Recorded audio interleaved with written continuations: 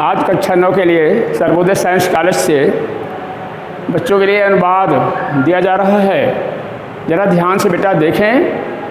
पहला अनुवाद देखिए। पहले हिंदी में लिखा गया है वाक्य, राम पुस्तक पढ़ता है। अब ध्यान देने योग्य बात है, अनुवाद करना है संस्कृत भाषा में हिंदी का।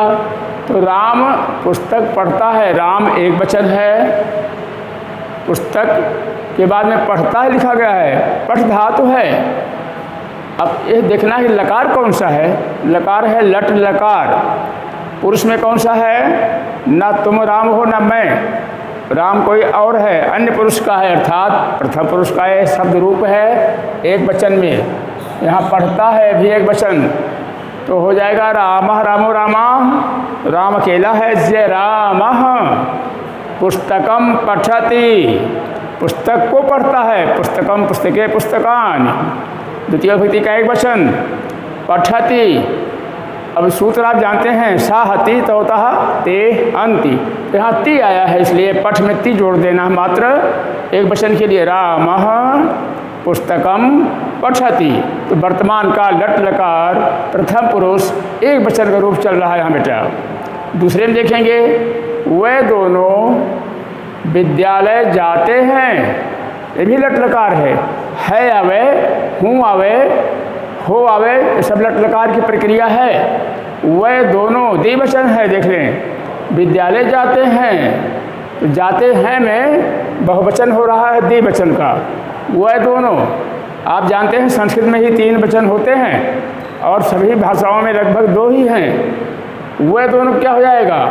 साह तौ, तो लिखा गया है तौ विद्यालयम गच्छतः, क्योंकि तौ ताह, ये देखिए चिन्ह इसका है, पिछले कक्षाओं में पढ़ाया गया है आपको। तौ ताह तौ विद्यालयम गच्छतः, तो ये बिल्कुल सही है अनुवाद इस प्रकार से। आपको अनुवाद इस प्रकार और करना चाहिए।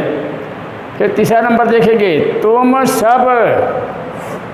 सब बहुवचन बेटा, ये तीनों क्रम से लिखे गए हैं, एक वचन द्विवचन बहुवचन। तुम सब बाजार जाते हो। अब बाजार की संस्कृत में अर्थ होता है आपड़, कहते हैं आपड़, तो आपड़म बाजार को। यूयम तुम सबका अर्थ हुआ यूयम आपड़म गच्छत है। अब ये था क्यों लगा दिया गया गच्छ में?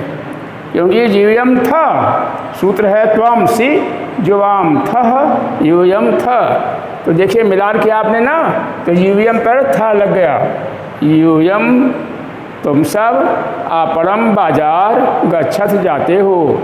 चौथा नंबर बेटा, हम सब खेलते हैं, उत्तर पुरुष में आ गया बहुवचन। हम सब यानी वयम खेलते हैं, बहुवचन है। क्रीड माने खेलना होता है, तो वयम आमः हो गया क्रीडधन आमः क्रीडामः, वयम क्रीडामः, ये अनुवाद बन गया आपका। इस प्रकार से आप अपने आप मस्तिष्क में लाइए और बनाइए अनुवाद। 5वां नंबर देखिए, मोहन कलम से पत्र लिखता है, तृतीया का रूप जा रहा है। 5वें खंड में देखिए, मोहन कलम से पत्र लिखता है, ये भी प्रथम पुरुष का है। मोहन क्योंकि नाम तुम है, तुम हो ना मैं हूँ, तो कलम से। अब चिन्ह कहाँ है? से के द्वारा। ये ध्यान देना है कि कलम का रूप कैसे चलेगा। तृतीया विभक्ति का एक वचन होना चाहिए, तो कलमेन, जैसे रामेण होता है ऐसे कलमेन हो जाएगा, तृतीया का रूप है। मोहन कलम के द्वारा पत्र लिखता है, तो मोहनः कलमेन पत्रम लिखति, और प्रक्रिया वही है। मोहन अकेला है तो लिख धातु में भी ति लगा हुआ है। अब फिर देखेंगे 6वें नंबर में, राम ब्राह्मण को गाय देता है। आप जानते हो विभक्ति के अनुसार चतुर्थी विभक्ति में क्या होता है? संप्रदान कारक के सूत्रों में जहाँ कहीं किसी को कुछ दिया जाता है तो चतुर्थी विभक्ति का ही प्रयोग होगा बेटा। तो यहाँ को द्वितीया का रूप नहीं चलेगा, चतुर्थी का। अगर आपको कोई चीज़ देना है एकदम से, दान के रूप में, तो यही चलेगा। अगर कोई चीज़ दे के ले लेना, जैसे धोबी को कपड़ा देते हैं धुलने के लिए, तो वहाँ षष्ठी और सप्तमी का रूप चलेगा। तो यहाँ पर आपको दिखाया गया है कि ब्राह्मण को गाय दे रहा है। राम विप्राय, विप्र के लिए, विप्र माने ब्राह्मण होता है, विप्राय चतुर्थी का एक वचन, जैसे रामाय मोहनाय सोहनाय, धेनुम ददाति, यहाँ दद में ती जोड़ा गया है, ददाति। 7वां नंबर देखिए बेटा, राम दशरथ के पुत्र थे, दशरथ के आगे के लगा हुआ है, का के की चिन्ह कहाँ का है, षष्ठी का है, तो इसलिए राम किसके पुत्र हैं, दशरथस्य। जैसे रामस्य मोहनस्य सोहनस्य वही रूप है दशरथस्य षष्ठी का, तो दशरथस्य पुत्र आसीत, आसीत माने था, मगर यहाँ थे लिखा गया है। किसी आदर्श पुरुष के लिए ये जो सूचक है थे बहुवचन है, मगर अर्थ निकलेगा एक वचन में, क्योंकि हम उसका सम्मान करते हैं। जैसे आप पिता को कहते हैं, पिताजी आप कहाँ से आ रहे हो, आप कहाँ जा रहे हैं, बहुवचन बोलते हैं, लेकिन होता है एक ही वचन। तो आदर के लिए एक बहुवचन का प्रयोग किया जाता है, मगर लिखा जाता है एक वचन में यहाँ पर संस्कृत में। तो राम दशरथस्य पुत्र आसीत, राम दशरथ के पुत्र थे।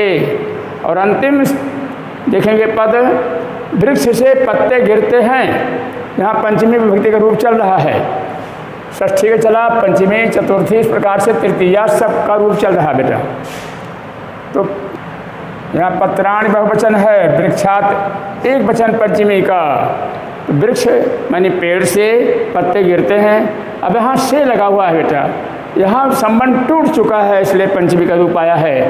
के द्वारा नहीं गिरते हैं, वृक्ष से पत्ते गिरते हैं। वृक्ष तो अकेला है, मगर पत्ते बहुत हैं, बहुवचन है। तो वृक्षात अकेला है, इसलिए वृक्ष से, वृक्षात पत्राणि पतंती, पत्ते गिरते हैं या पर्ण गिरते हैं। अगर यहाँ होता वृक्षों से पत्ते गिरते हैं तो क्या हो जाता, सोचिए आप, वृक्षात वृक्षाभ्याम वृक्षेभ्यः हो जाता, वृक्षेभ्यः वृक्षों से पत्ते गिरते हैं। अब आपके अनुवाद में एक वचन है, इसलिए एक वचन आपको यहाँ पर वृक्षात लिया गया है। तो इतना ही बहुत है आपके लिए। थोड़ा थोड़ा पढ़ते जाइए ध्यान से बेटा। और ये विद्यालय में पढ़ाई हो रही इसलिए अपना भविष्य बनाइए। जी धन्यवाद।